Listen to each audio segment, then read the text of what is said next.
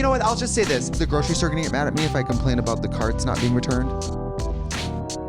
Wait, what? Like if I come on the podcast and complain about something or talk about something, Yeah. am I supposed to talk about no people, places, or things while I'm here? Honey, you've got a big storm coming. Hello everyone, how are you today? I hope you're having a really good day so far. This is going to be a brief podcast. I don't know if you want to call it that, but you can see here I have finished the Better Waverly cardigan. I did go with the metal buttons, and I found a quite revolutionary way, in my opinion, to attach them with the same yarn I knit the garment with.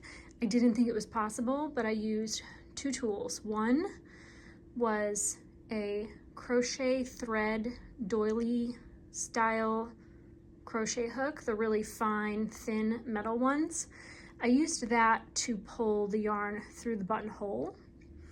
And then I used a slightly bigger, but still somewhat small crochet hook. Actually, you could use really any size crochet hook, but one that easily grabs the full thread of yarn.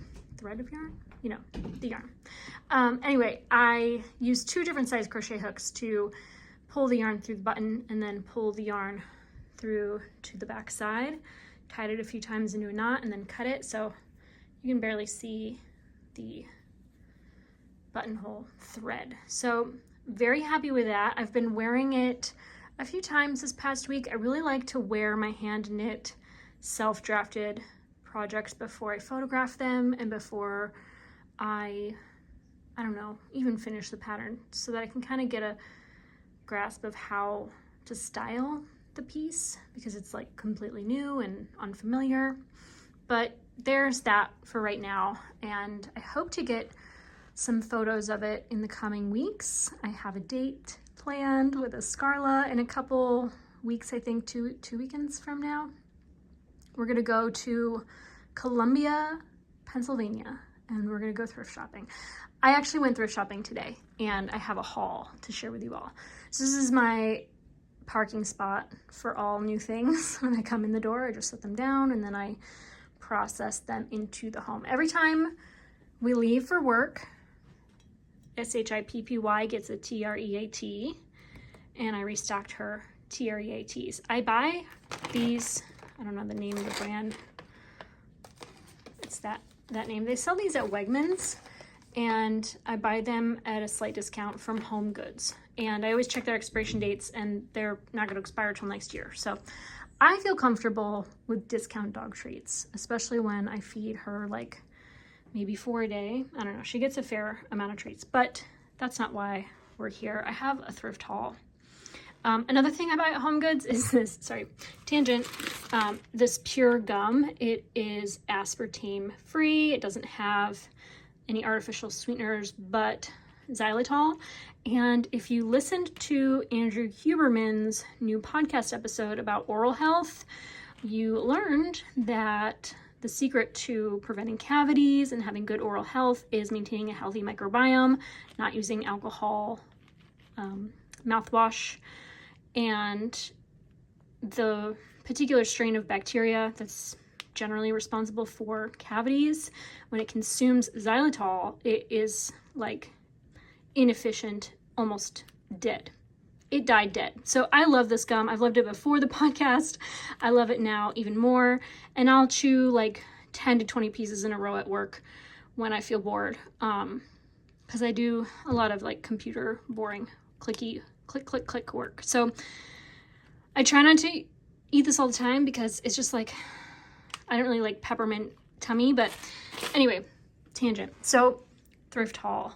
Here I found, I don't know if this is more than 5 skeins at 50 grams each. I haven't weighed this ball, but this could be a 50-gram ball, so I might have more than 250 grams. But this is a discontinued yarn from Brooklyn Tweed. It's their Peary yarn.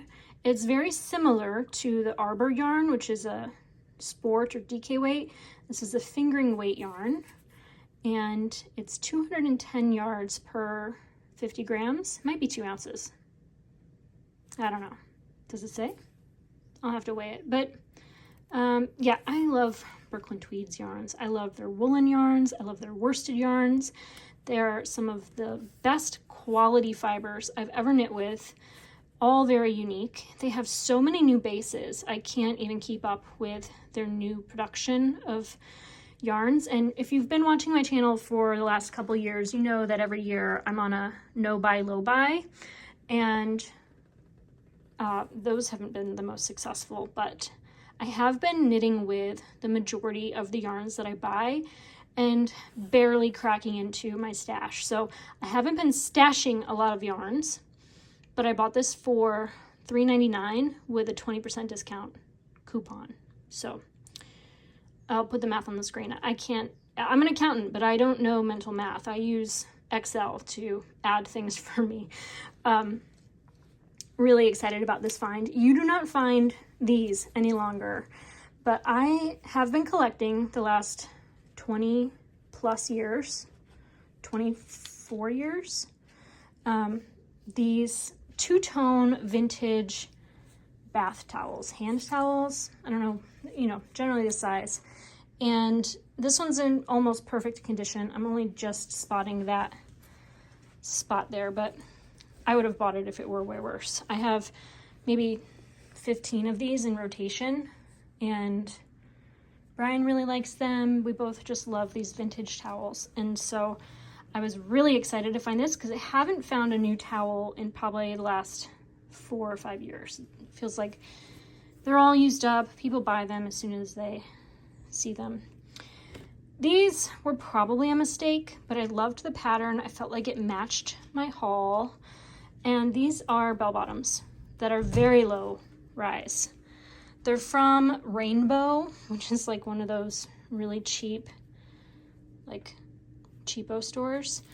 I mean, $3.79 at 20% off. You can't really beat that price. I tried them on under my dress. I always wear like a dress if I think to when I go to the thrift store, because ever since COVID, they've closed the fitting rooms and they never reopened them. The fitting rooms are no more. They do allow you to take stuff back within 2 weeks and only for store credit, which is like kind of the worst, because if you really looked through the store well, you're not going to find much new stuff 2 weeks later. Sometimes you will, but it depends on how much you have to return. So I try not to take any risks on higher ticket pieces, but this was a risk I was willing to take. Maybe I'll return them. I don't know. I feel like they fit me like a glove, but they're a little itchy. And that makes me wonder if there's like asbestos in the fabric, because you don't really know these days. This was the most expensive thing I bought, which is stupid because it's a ratty old t-shirt. $5.29. Still, I got it for $4.23. I know because I looked at the receipt. And I'm gonna launder these things right away. I probably should have already, but we just got home. Like, they haven't really moved. But this is an Eagles t-shirt. So now I can hang an Eagles t-shirt on the door and be a true Swiftie. But does anyone know what this is? What is that? It looks like a soccer thing, or I don't know what that emblem is. But this has definitely got to be some fake NFL gear. I don't know. I saw the Eagles, the football. I was like, this has to be an Eagles shirt. So it's like triple X, and I cropped it. And I cropped it at a length long enough that I can wear it with any pair of jeans. And the sleeves are so big, it looks really cool. I've already tried it on. Maybe I'll try it on for you in a second. One other thing I got ×3 was I broke one of these. Actually, I didn't. She did. She broke one of these. I was so scared because you probably know that's from an oil lamp. And oil lamps usually have flammable material in them, but I haven't filled all of my lamps. I have one lamp of these 4 with oil in them. So I think she tried to jump onto this piece of furniture and then it fell and broke. I showed you on my podcast, but I bought 3 replacements because I didn't know the diameter of the bottom. These were $2.50 each before the 20% coupon. I'm gonna go with this one because it has the actual diameter to fit it, and now I have 2 more to replace the others in case they break, and I feel like I should have the right diameter for those. I like to collect oil lamps, if you can't tell. The living room is just put together. The dining room is still a mess, but we just rearranged our furniture for the first time in like 10 years, 9 years. We always had the couch against the wall, and then I saw a TikTok where they're like, only rich people, or not only rich people, but rich people never put their couch against the wall. It's always in the middle of the living room, So I was like, let's try it. It's such a big couch. It's like literally 12 feet long. This was my grandmother's couch. I think she bought it new in the 1960s. And this is the couch that I slept on while with the flu every winter vacation that we visited them in Florida. I like grew up on this couch, and I was the one to inherit it from her. So we moved the couch. I like it a lot. Our Christmas tree always goes right there. So I don't know where the tree will go this year. I think I might put it there if it's not too much to walk around. It's a rather tall, skinny tree. But I could also put it in that corner. Or I could even put it, I don't know, whatever, it doesn't matter. It's like months and months away. But this is the new living room. I like it a lot. This basket here is just to obscure the vision of an outlet. But this chair is the most well-lit seat in the house. So I think I could get a lot of knitting done. And it's nice to kind of look out into the rest of the room. I never sat on the couch when it was over here. I had that owl living in this corner that I'm sitting now. And I like it. It's nice. The cats like it too. They're like, they can't get over how fun it is to explore surfaces in a whole new way. So that's that on that.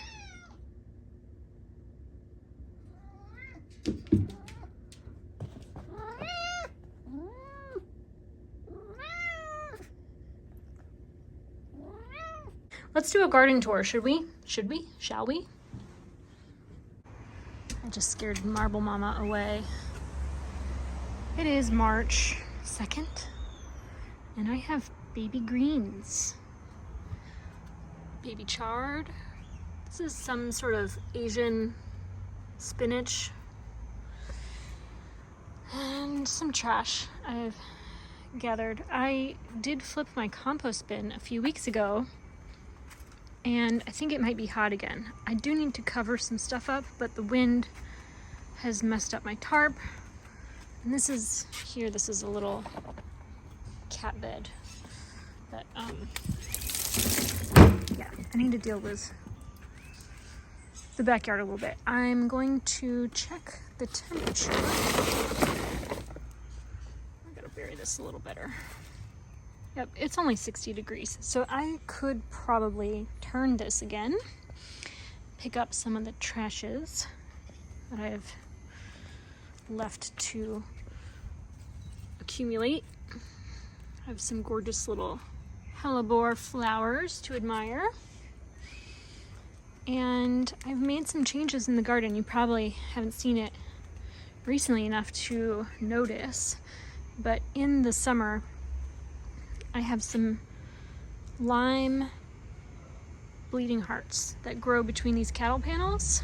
And by that point, my hellebores have been cut back enough that they don't take up quite so much space, but all the daffodils are coming up. I did do a dumb planting. I do a lot of dumb plantings and I move a lot around because I haven't really figured out the master of gardening yet, but all these daffodils came up exactly where I planted yarrow and heuchera.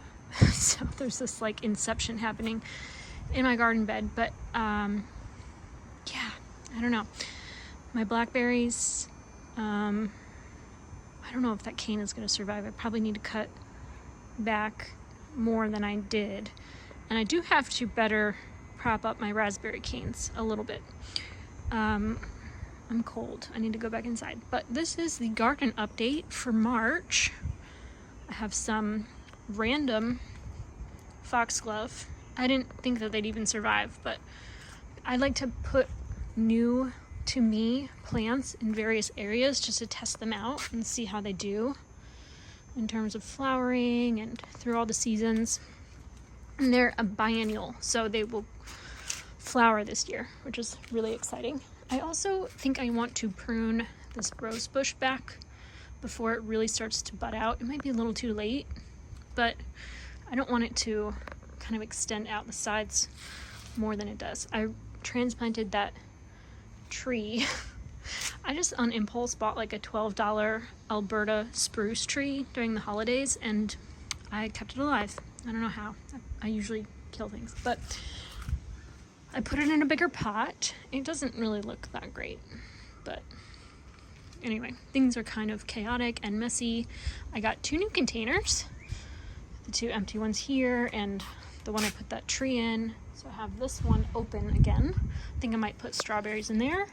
I have quite a few strawberry plants that spread in this one, and I'm kind of surprised that plant survived too. My container gardening game is not as strong, but there's so much I have to do this spring in terms of planting. I think after the daffodils are done flowering, I'm going to conceptualize a better plan for that whole area, and I'm going to dig them all up, and I'm going to plant them around the outer perimeter of the far bed, and then here, and then I might skip the center and then plant them here as well. So there will be like 2 L's. I don't know, that's sort of my plan. A peach tree has some fat little buds. I can't get them to focus, but I aggressively pruned this as soon as the leaves dropped, and I have no regrets. So there's that. I like completely forgot to put a barrier for my canes to stay inside that space, but this is the backyard garden, and it's like end of winter. I used this old tablecloth to cover the bench so that when it snowed there was like a dry-ish space where I could feed the cats. And if you don't know who I'm talking about, I have like 5 cats that come eat every day, twice a day. So anyway, that's the garden update. It's kind of ugly and whatever, but it is what it is, and I cannot wait to see how it changes in the coming season. That is it for this week's episode of the Threadsman podcast. I want to thank you so much for watching. If you're here for the knitting, you'll have to subscribe and come back later because I don't have any progress to share with you. I did cast on the Velocore. I am 2 rows in, and I need to make some progress on that before I'm ready to talk about it. I swatched for this project. Actually, let me just show you the swatch before we go. I swatched for this many months ago, and it's lovely. I don't know which neon colors I'm going to use for the contrast, but